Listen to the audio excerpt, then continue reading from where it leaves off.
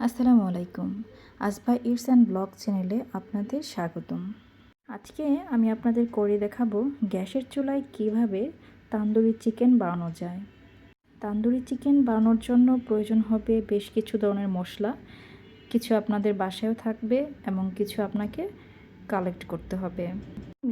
এখানে আমি নিয়ে নিয়েছি হলুদের গুঁড়া, মরিচের গুঁড়া, গরম মশলার গুঁড়া, পাশাপাশি সয়া সস, টমেটো সস এবং তান্দুরি চিকেন মশলা বাজারে কিনতে পাওয়া যায় সেটা, এবং আমার ঘরে বানানো একটা মশলা যেটা আমি প্রায় যে কোনো চিকেনের রেসিপিতে ইউজ করে থাকি।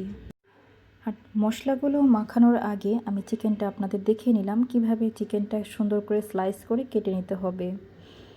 একে একে সবগুলো মশলা আমি দিয়ে দিচ্ছি। চিকেনগুলো যতক্ষণ পর্যন্ত আপনি মশলা দিয়ে মাখিয়ে সুন্দরভাবে ম্যারিনেট করে রাখবেন, এটা কিন্তু ততটাই খেতে খুব সুস্বাদু হবে এবং মশলাদার হবে। এই পর্যায়ে দিয়ে দিচ্ছি আমি স্বাদ মতো লবণ। এখানে আমি 2 টেবিল চামচ লবণ ইউজ করেছি, যেহেতু এখানে আমার প্রায় 1.5 থেকে 2.5 কেজির মতো মাংস আছে। এ পর্যায়ে দিয়ে দিচ্ছি সরিষা তেল। সরিষা তেলটা ইউজ করার একটাই কারণ, যেহেতু চিকেনটা আমি তান্দুরি করব, অর্থাৎ গ্যাসের চুলায় পুড়িয়ে নিব, তাই এটাকে ভিতরে জুসি রাখার জন্য আমাকে একটা তেল ইউজ করতে হবে। আপনি চাইলে এখানে আপনার রান্নার যে কোনো তেল ইউজ করতে পারেন, সয়াবিন তেলও ইউজ করতে পারেন, সরিষা তেলও ইউজ করতে পারেন। আমি যেহেতু সরিষা তেলটাই ইউজ করি সবসময়, তাই আমি সরিষা তেলটা দিয়ে দিচ্ছি। এরপর যে সবগুলো মশলা খুব সুন্দরভাবে মাখিয়ে নিব।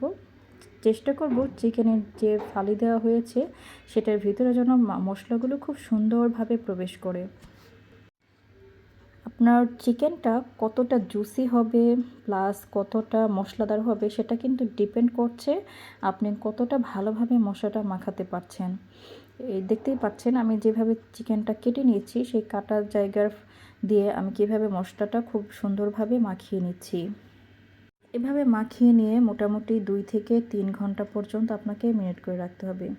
আদা রসুন পেস্টটা আমি একটু পরে ইউজ করতেছি, কারণ হচ্ছে আদা রসুনের ঘ্রাণটা খুব সুন্দর আসবে যদি আপনি যখন এটাকে পোড়াবেন কিংবা ভাজবেন, এই আদা রসুনের ঘ্রাণটা কিন্তু খুব সুন্দর আসবে।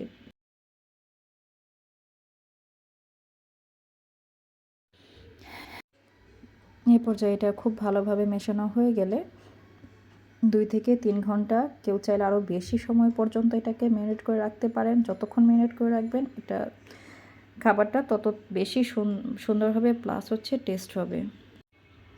ফিরে আসছি 3 ঘন্টা পর। মোটামুটি আমার এটা কমপ্লিট হয়ে গিয়েছে। এ পর্যায়ে আমি এটাকে ভাজার কিছুক্ষণ আগ মুহূর্তে আমি একটু লেবুর রস ছিটিয়ে দিব। 1 টেবিল চামচ লেবুর রস দিয়ে দিব। এই পর্যায়ে তান্দুরি চিকেনটা তৈরি করার জন্য চুলাটা আমি রেডি করে নিচ্ছি।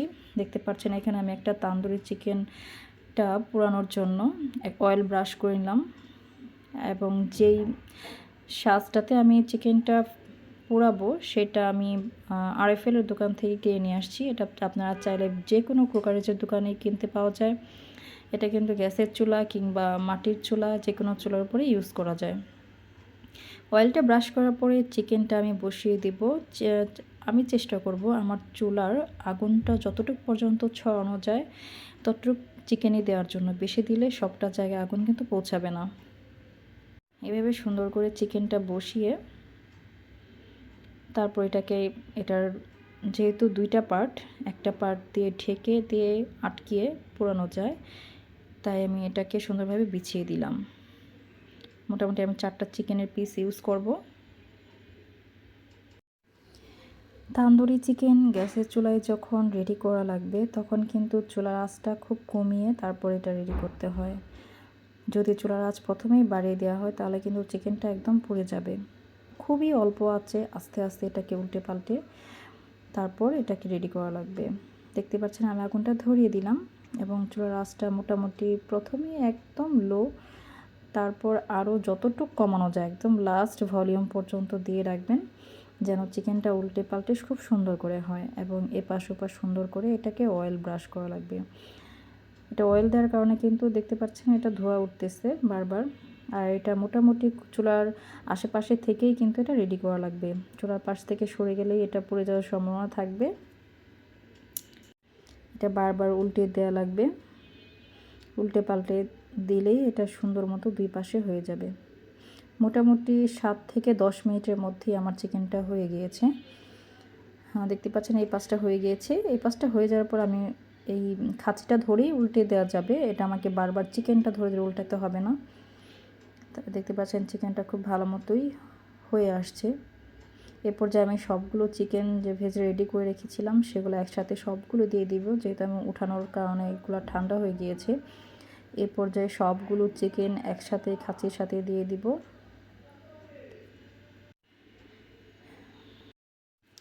এভাবে তান্দুরি চিকেন ঘরে করে কিন্তু ছোটোখাটো বাসায় একটা ঘরোয়াভাবে তান্দুরি পার্টি বা গ্রিল পার্টি যেটাই বলি না কেন সেটাই কিন্তু করা যায়। এভাবে কিন্তু আপনারা ছাদেও করতে পারেন। ছাদে অনেক সময় ইট দিয়ে চুলা বানিয়ে সেটার উপরে কিন্তু এই খাসটা দিয়ে তান্দুরি চিকেন তৈরি করা যাবে।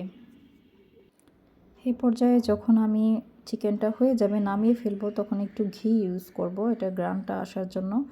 অনেকে এটার মধ্যে কয়লাও ইউজ করে, কয়লার ধোঁয়াটা বের হয়ে একটা স্মোকি গ্রান আসে। অথবা কেউ চাইলে এটার মধ্যে বাটার ইউজ করতে পারে। বাটার, ঘি কিংবা কয়লা সব কিছু দিয়ে এটা করা যায় শেষের দিকে, জাস্ট এটার একটা সুন্দর একটা গ্রান আসার জন্য। এই পর্যায়ে কিন্তু আমার চিকেনটা রেডি হয়ে গিয়েছে এবং এটা আমি উল্টে দুই পাশে দিয়ে দিলাম। আচ্ছা চলুন এবার দেখা যাক এটা খাওয়ার সময় কেমন একটা লুক আসছে। দেখতে পাচ্ছেন বাজারে কেনা চিকেন তান্দুরির চেয়ে কোনো অংশে কম কিন্তু আসেনি। আপনারা চাইলে এটা আমার ভিডিও দেখে রেডি করতে পারেন এবং খেতে এটা কেমন হলো অবশ্যই জানাবেন। সে পর্যন্ত খুব ভালো থাকবেন। আল্লাহ হাফেজ।